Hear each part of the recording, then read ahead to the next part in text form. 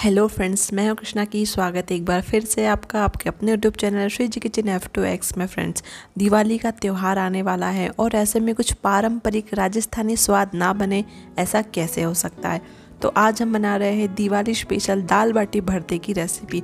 ये सुनने में जितनी देसी है, खाने में उतनी ही मज़ेदार है। तो चलिए फ्रेंड्स, हम बिना देरी किए हुए बनाना शुरू करते हैं हमारी ये दिवाली स्पेशल दाल बाटी भरते की बहुत ही टेस्टी, बहुत ही लाजवाब बनकर तैयार हो जाने वाली रेसिपी। तो फ्रेंड्स, उसके लिए मैंने यहाँ पर एक भटा ले लिया है, बैंगन जिसे बोलते हैं ना, तो वो ले लिया है। इसे आज हम गैस पर डायरेक्ट ही पकाएंगे, तो इसके लिए मैंने इसके ऊपर अच्छे से तेल लगा दिया है।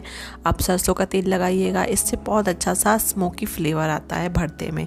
तो इसके साथ ही इसमें 3 से 4 कट लगा लीजिएगा, जिससे कि ये जल्दी से अंदर तक पक जाए। और इस कट लगाने से एक फ़ायदा ये है कि हम देख सकते हैं कि अंदर कोई कीड़े वगैरह ना हो। तो आप अच्छे से चेक कर लीजिएगा कोई कीड़े वगैरह ना हो इसमें, क्योंकि हम इसे पूरा सेगा ही मतलब पूरा पकाएंगे ना, तो हम देख नहीं सकते हैं कि कीड़े हैं या नहीं। तो आप इसे इस तरह से कट लगा के चेक कर लीजिए। एक लहसुन की गांठ लेंगे, पूरी ही लेना है, ऊपर से इसका छिलका निकाल देना है और इसे रेडी कर लेना है। अब गैस की फ्लेम को ऑन करके इसके ऊपर एक इस तरह का स्टैंड रखेंगे और उसके ऊपर हम अपने बैंगन को और टमाटर को और ये जो हमने लहसुन की गांठ को छील कर रेडी किया है उसको रख कर छोड़ देंगे। और लो फ्लेम पर हम इन्हें उलटते पलटते हुए अच्छे से भून लेंगे। इस भरते का टेस्ट बहुत लाजवाब आता है। आपने और तरह से बनाया होगा बैगन का भरता, लेकिन आज मेरे कहने पर इस तरह से बनाकर देखिएगा, ज़रूर से आपको खाकर मज़ा आ जाएगा बाटी के साथ। तो ये अच्छे से भुन रहे हैं, आपको लो फ्लेम पर भुनना है, इन्हें जलाना बिल्कुल नहीं है। उसके साथ ही हम बाटी का आटा लगाकर तैयार कर लेते हैं। तो मैंने यहाँ पर 1 कटोरी गेहूं का आटा ले लिया है, उसमें स्वाद अनुसार नमक डाला है, आधी चम्मच अजवाइन को इस तरह से हाथों से क्रश करके डाला है और उसके साथ ही थोड़ी सी पिंच ऑफ हल्दी डाली है। आप हल्दी बहुत कम डालिएगा। साथ ही यहाँ पर मैंने 2 चम्मच घी डाला है मोयन के लिए और साथ ही थोड़ा सा मीठा सोडा डाला है। अब यहाँ पर हमारे ये अच्छे से भुन गए थे टमाटर, तो मैंने इनको यहाँ पर निकाल लिया है, क्योंकि ज़्यादा देर भुनने से ये जल जाएंगे, इसलिए मैंने इनको निकाल लिया है। अब हम गैस की थोड़ी सी फ्लेम को बढ़ाएंगे और जो हमारा भटा है ना, बैंगन है, उसको हम अच्छे से रोस्ट कर लेंगे। अब यहाँ पर आटे को अच्छे से मिक्स कर लेना है घी के साथ। तो इसमें क्या होगा कि अच्छा हमारा जो घी है ना मिक्स हो जाएगा। इस तरह से मिक्स कीजिएगा और पानी डालकर आप बाटी का आटा लगा लीजिएगा। बहुत सॉफ्ट भी नहीं रखना है और बहुत हार्ड भी नहीं रखना है। इस तरह से आपको, जिस तरह से हम पूड़ी बनाते हैं ना, उससे थोड़ा सा और कड़क आटा लगाकर तैयार कर लेना है। आप हल्दी थोड़ी सी डालिएगा, क्योंकि मीठे सोडे के साथ हल्दी रिएक्ट करती है, तो आपकी बाटियाँ रेड हो सकती है। तो पिंच ऑफ हल्दी डालिएगा। आप आटे को रेस्ट पर छोड़िएगा 10 से 15 मिनट के लिए। तब तक यहाँ पर हम अपने भटे को चेक कर लेते हैं। अभी ये थोड़ा सा मुझे कच्चा लग रहा था, तो हम इसे और पकने देते हैं। अब साथ ही यहाँ पर दाल के लिए हम कुछ मसाले काट लेते हैं। अदरक, लहसुन, प्याज, मिर्च और टमाटर, जो कि हम बेसिक फ्राई के लिए यूज़ करते हैं। तो यहाँ पर हम दाल फ्राई के लिए थोड़े से प्याज़ों को ज़्यादा ही कट करेंगे, क्योंकि बाटी की जो दाल फ्राई होती है ना, वो थोड़ी सी तीखी, चटपटी सी, मसालेदार होती है ना, तो ही बाटी के साथ इसका मज़ा आता है।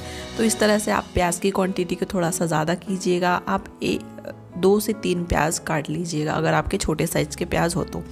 इस तरह से चॉप कर लेंगे मिर्च को भी, हरी मिर्च को भी। अब यहाँ पर मैंने चेक किया था, तो इस तरह से नाइफ़ डालकर देखा था, तो हमारे बैंगन अच्छे से अंदर तक पक गया है। तो हम इसको साइड में निकाल करके रख देंगे एक प्लेट में। और अभी ये सारी चीज़ें बहुत गर्म हैं, तो हम इनको ठंडा होने देंगे। ठंडा होने पर इनके छिलके आसानी से निकल जाते हैं। तो तब तक हम क्या कर लेंगे कि हम जो लहसुन है उसको भी इस तरह से चॉप कर लेंगे छोटा छोटा।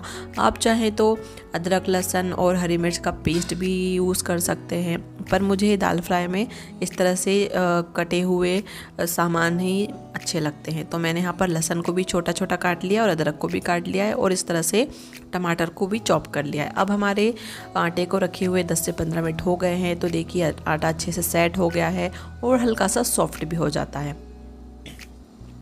तो इस तरह से आटे को आप नीट कर लीजिएगा, एक साथ कर लीजिएगा और इसकी छोटी छोटी पोर्शन आटे की तोड़ लीजिएगा, बिल्कुल इस तरह से।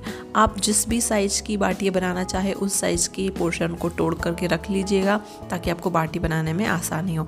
अब इस तरह से बाटी बना लीजिएगा। मैं तो इसी तरह से बनाती हूँ, क्योंकि इस तरह से बनाने पर क्या होता है कि बीच में जब एयर घुसती है ना, तो हमारी बाटी जब पकती है तो बहुत अच्छे से फूली फूली फटी फटी सी बनती है।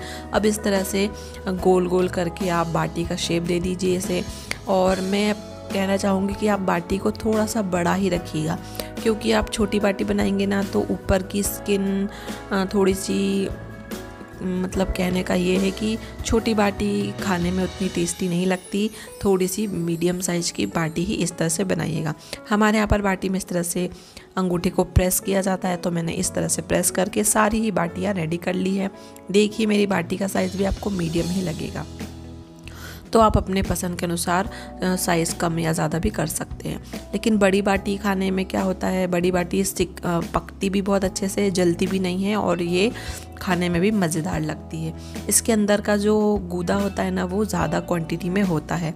बड़ी बाटी बनाने से ये फ़ायदा होता है। तो आप देख लीजिए, आपको छोटी बाटी पसंद है तो छोटी बनाइए या फिर बड़ी। इस तरह से हम ओवन में बाटियों को रख देंगे और थोड़ी देर बाद इनको इस तरह से उलटते पलटते रहेंगे। अभी आपको खुला ढक्कन करके ही बाटी को पकाना है। यहाँ पर अभी ढक्कन को अभी बंद नहीं करना है। जब ये बाटियाँ दोनों साइड से ड्राई हो जाएगी ना, इनकी स्किन बाटियों की, उसके बाद ही आपको बाटी ओवन के ऊपर ढक्कन लगाना है। अगर आप अभी ढक्कन लगा देंगे ना तो बाटियाँ गीली सी हो जाएंगी।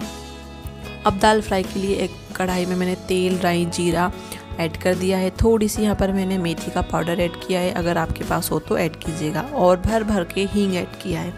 हींग से बाटी की जो दाल होती है उसमें बहुत अच्छा सा टेस्ट आता है। तो इनको चटकने देंगे। उसके बाद हम यहाँ पर जो मैंने लहसुन को बारीक बारीक कट करके रखा था उसको ऐड कर लेंगे। लहसुन को ऐड करने के बाद इसे भुनेंगे थोड़ी देर। उसके बाद हम यहाँ पर थोड़ा सा जो हमने अदरक काटा था उसको ऐड कर देंगे। अब इन दोनों चीज़ों को अच्छे से हमें भुनना है, लो फ्लेम पर भुनना है, इन्हें हमें जलाना नहीं है। और उसके बाद हम यहाँ पर मिर्च ऐड करेंगे, मिर्च को भी ऐड कर लेना है। अब इन तीनों चीज़ों को लो फ्लेम पर हमें अच्छे से भुनना है। हमें इनको जलाना नहीं है, लो फ्लेम पर अच्छे से भुनना है। जब इस तरह से गोल्डन हो जाएंगे हमारे लहसुन और अदरक, तब हमें प्याज ऐड करना है और प्याज को भी हमें गोल्डन होने तक ही भुनना है। लो फ्लेम पर भुनिएगा, इससे आपके जो मसाले हैं वो जलेंगे नहीं।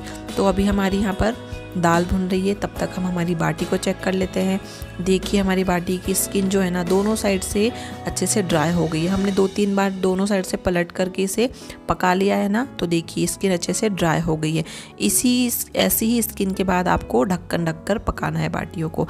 अगर आप गीली बाटी रहेंगी और ढक्कन ढक देंगे तो बाटी गीली गीली सी हो जाएंगी। तो इस तरह से ड्राई होने के बाद आप ढक्कन ढक के अब पकाइए। लो फ्लेम पर पकाइएगा, आराम से बहुत अच्छी फूलेंगी बाटियाँ।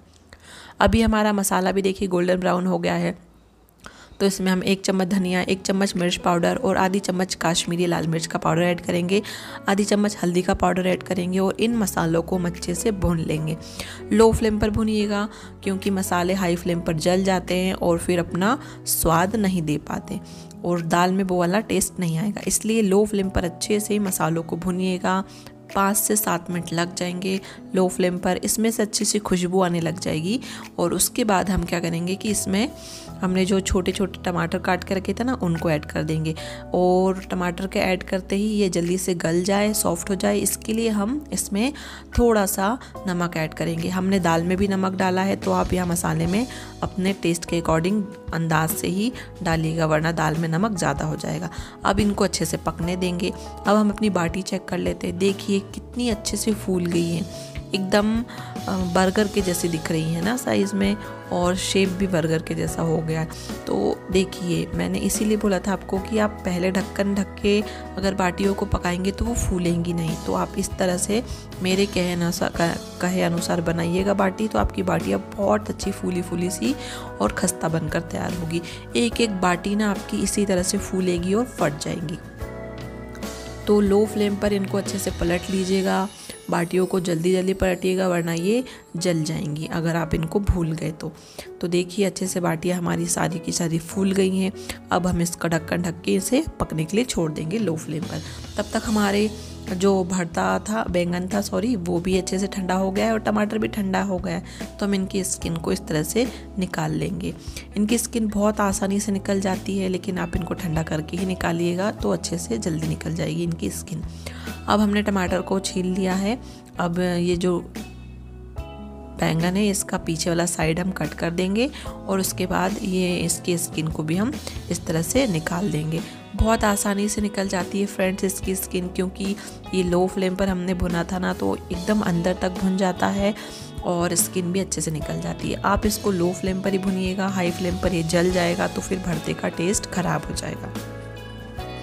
इसकी स्किन को निकालने में ज़्यादा टाइम नहीं लगता, बहुत जल्दी से निकल जाती है। और ये देखिए फ्रेंड्स हमारा बैंगन भी अच्छे से स्किन निकल करके रेडी हो गया है। इस तरह से स्किन निकल गई है। तो ये देखिए आप देख सकते हैं कि हमारा जो बैंगन है वो अंदर तक पका है।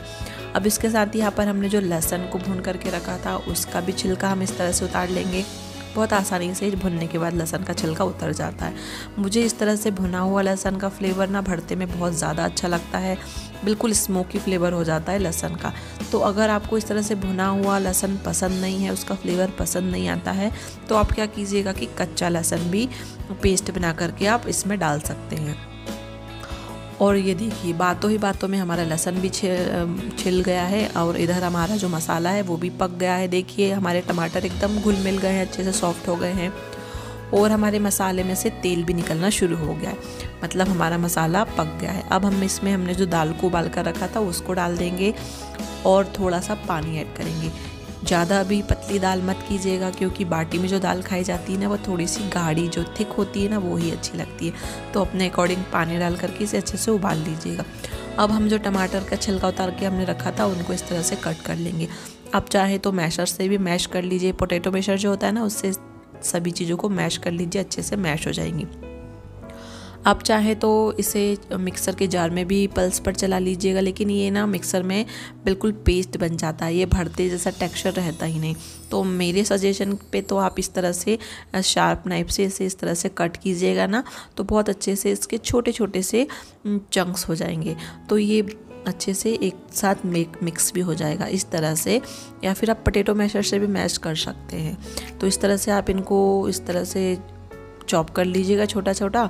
और इसमें हमने थोड़ी सी ना हरी मिर्च कट करके रखी थी उसको ऐड कर लेंगे और साथ ही यहाँ पर कच्चा प्याज ऐड कर देंगे। मुझे कच्चा भरता ज़्यादा अच्छा लगता है तो मैं इसी तरह से बनाना प्रेफर करती हूँ। आप चाहे तो इसमें तड़का भी लगा सकते हैं। अगर आपको कच्चा भरते का फ्लेवर पसंद नहीं आता है तो आप इस तरह से क्या कीजिएगा कि इसमें थोड़ा सा कढ़ाई में तेल ऐड कीजिएगा और उसमें जीरा ऐड कीजिएगा, कश्मीरी लाल मिर्च का पाउडर ऐड कीजिएगा और लो फ्लेम पर इसे भून लीजिएगा। ध्यान रखिएगा कि मिर्च जले नहीं। और साथ ही आपने जो भरता बनाकर तैयार किया है उसको ऐड कर दीजिएगा। तो इसमें जो आपने कच्चे सामान डाले हैं ना वो सभी थोड़े से पक जाएंगे और ये पके हुए भरते का जैसा हो जाएगा। अगर आपको कच्चा पसंद है तो आप कच्चा ही खाइए, अगर आपको भुना हुआ पसंद है तो इस तरह से इसमें तड़का लगा लीजिएगा।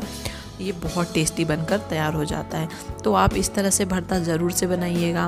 उसके साथ ही आप इसमें थोड़ी सी हरी धनिया ऐड कीजिएगा, दाल में और भरते में दोनों ही।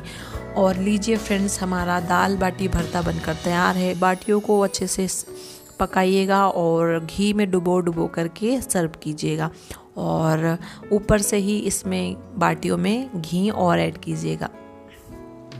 दाल में भी भर कर घी ऐड कीजिएगा और अच्छे से बाटी को एंजॉय कीजिएगा दाल के साथ, भरते के साथ। तो फ्रेंड्स आपको ये आज की दिवाली स्पेशल दाल बाटी की रेसिपी कैसी लगी मुझे कमेंट करके ज़रूर से बताइएगा।